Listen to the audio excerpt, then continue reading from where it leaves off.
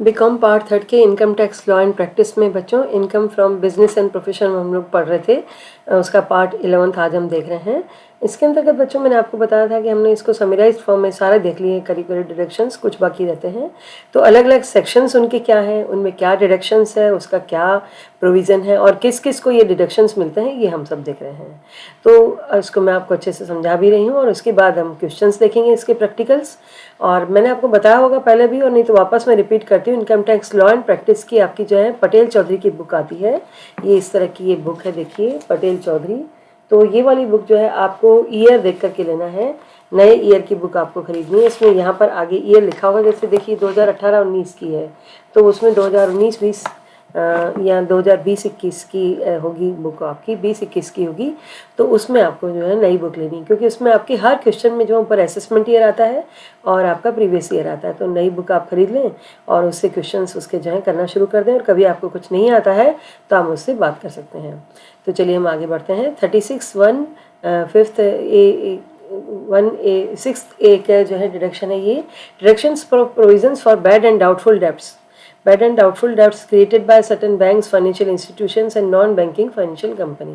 अगर कोई जो है बैंक्स में या फाइनेंशियल इंस्टीट्यूशंस में या नॉन बैंकिंग फाइनेंशियल कंपनीज में प्रोविजंस फॉर बैड डेब्ट्स आ जाते हैं, क्योंकि क्या होता है कि वो लोग लोन्स देते हैं और लोन्स देने के बाद वो लोन डिबार हो जाते हैं। कई बार वो लोन्स जो है उनको वापस पैसा नहीं मिल पाता है, क्योंकि अगली पार्टी के पास पैसा ही नहीं तो आप कहाँ से लेंगे, या उसकी डेथ हो गई या वो आदमी कहीं चला गया, तो इस तरह से उनका बैड डेब्ट्स होता है। तो इसकी डिडक्शंस की छूट भी आपको यहाँ पे मिलेगी। बिजनेस अलाउड की, बिजनेस साइड की इनकम में से इसको अलाउड मानेंगे, दैट मीन्स माइनस करेंगे। Deductions for provisions for bad and doubtful debts shall be limited to following. अगर आपके schedule and non schedule banks हैं तो उनमें क्या होगा, आपको aggregate of 8.5% of total income जो होता है वो डिडक्शन होगा, और 10% of aggregate average advance made by the rural branch of such bank. अगर इसमें जो है किसी रूरल बैंक जो है, द रूरल ब्रांचेज जो आपकी हैं उन्होंने जो है इसको जो है एडवांसेस कुछ दिए हैं तो उसका 10% होगा। In case of financial institutions, अगर फाइनेंशियल इंस्टीट्यूशन है up to 5% of total income before any deductions under this provisions and chapter 6A, ठीक है, उसमें उनको जो है अगर फाइनेंशियल इंस्टीट्यूशन है तो 5% ऑफ टोटल इनकम का डिडक्शंस के रूप में अलाउड होगा। इन केस ऑफ अभी ये प्रोविजंस है, प्रोविजंस की कितनी छूट मिलेगी यहाँ पर देख रहे हैं हम।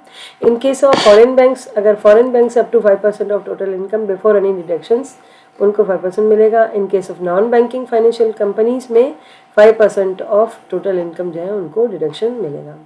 तो ये बैंक्स हैं, पब्लिक फाइनेंशियल इंस्टीट्यूशंस हैं, नॉन बैंकिंग फाइनेंशियल कंपनीज हैं और स्टेट फाइनेंशियल कॉर्पोरेशंस हैं, स्टेट इंडस्ट्रियल इन्वेस्टमेंट कॉर्पोरेशंस हैं, उनको ये छूट मिलेगी।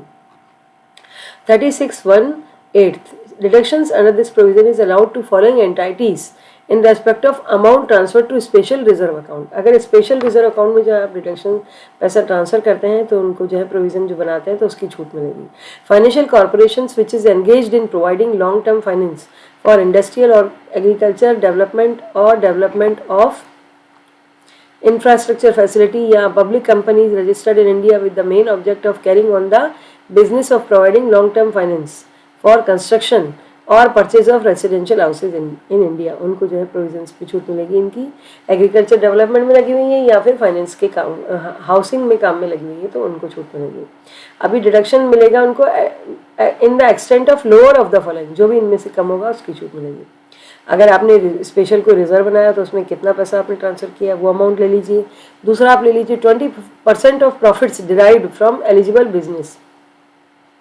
आपका जो बिजनेस है उसका 20% जो है ले सकते हैं, या फिर 200% of paid up capital and general reserve, है ना, ये तीनों चीज़ें होंगी। माइनस बैलेंस इन स्पेशल रिजर्व अकाउंट, जो बैलेंस है उसको इसमें से माइनस कर दिया जाएगा।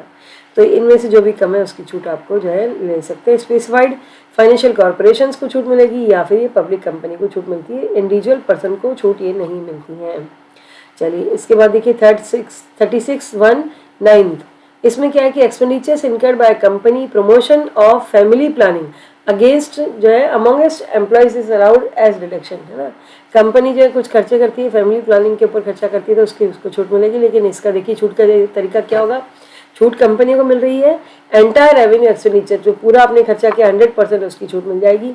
और अगर आपने रेवेन्यू एक्सपेंडिचर किया तो पूरी छूट। रेवेन्यू का मतलब है कि जो आपके रेकरिंग टाइप के खर्चे हैं, आयगत प्रकृति के हैं, तो उनकी पूरी छूट मिलेगी।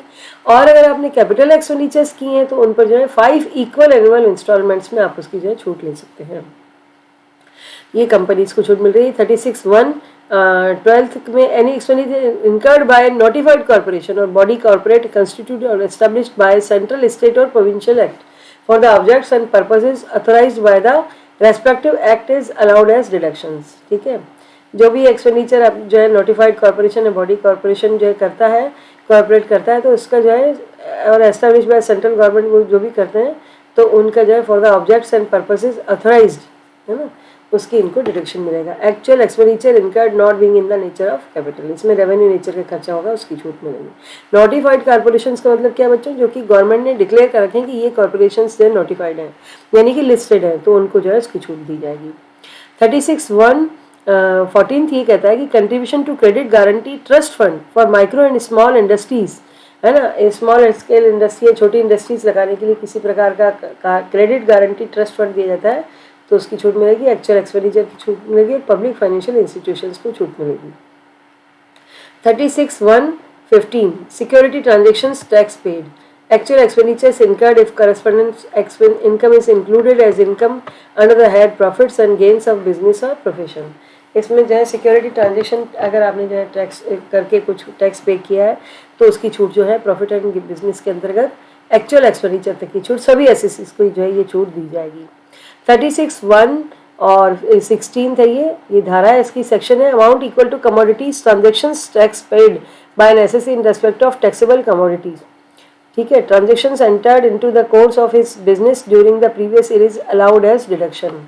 Actual expenditures incurred if corresponding income is included as income under the head profits and gains of business and profession, actual expenditure की छूट जो है उसके लिए दी जाएगी। 36(1) और ये 17th क्या कहता है कि amount of expenditure bye cooperative society अगर किसी प्रकार की जो है बिजनेस मैन्युफैक्चरिंग ऑफ शुगर का या परचेस ऑफ शुगर कैन का बिजनेस लगाती है तो उनको उसकी छूट मिलेगी। छूट का लिमिट क्या है ना, lowest of this following actual purchase price of sugarcane या price of sugarcane fixed और अप्रूव्ड बाय द गवर्नमेंट। और ये है cooperative societies engaged in the business of manufacturing of sugar, उनको जो है छूट दी जाएगी है ना। इसके बाद है मार्क्ड टू मार्केट लॉस और other unexpected losses as computed in accordance with notified ICDS। तो इनको जो है अगर किसी प्रकार का लॉस जो है नोटिफाइड ICDS कंपनीज के द्वारा दिखाया जाता है ICDS के द्वारा, तो उनको जो है ये छूट मिलेगी।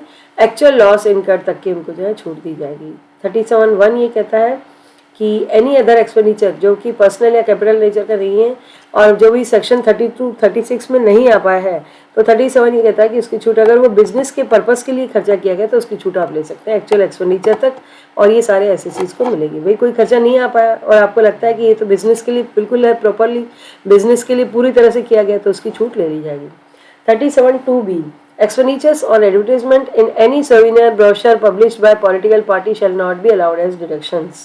ठीक है, अगर एडवर्टीजमेंट करते हैं आप किसी भी पॉलिटिकल पार्टी के लिए कर रहे हैं तो उसका जो है छूट आपको नहीं लेनी है बिजनेस में, क्योंकि हम ये मानते हैं कि बिजनेस के लिए आवश्यक नहीं है।